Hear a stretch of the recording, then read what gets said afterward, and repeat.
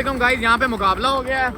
3 4 5 6 7 8 9 10 11 12 13 14 15 16 17 18 19 20 21 22 23 24 25 26 27 28 29 30 31 32 33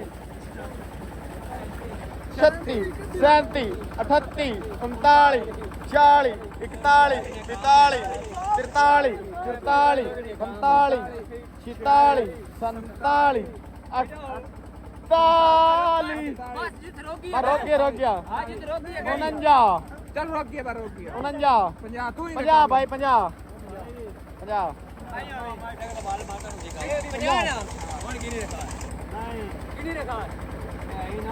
एक 2 3 4 5 6 7 8 9 10 11 12 13 14 15 हाँ 16 17 18 किया। ये देखे, आप देख सकते हैं कि इनका मुकाबला ये और बाबा सीधा इन्होंने की जुर्माना पावी भाई बोतल लाइए भाई, हाँ? बोतल लाइए भाई। एक बाबा सीधा को हेक काट दे दिखा दे सिर्फ एक। हाँ ये आप देख सकते हैं कि ये हमारे बुजुर्ग हैं। ये अब इनका मुकाबले की पाबंदी।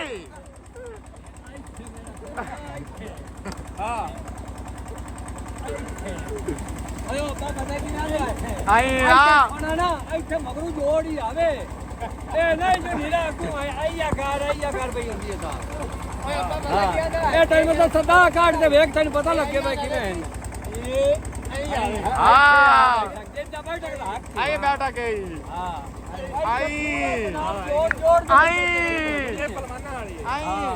हाँ जी तार भाई अपन जीत गए हैं। यस, हम बोतल विन किया हमने।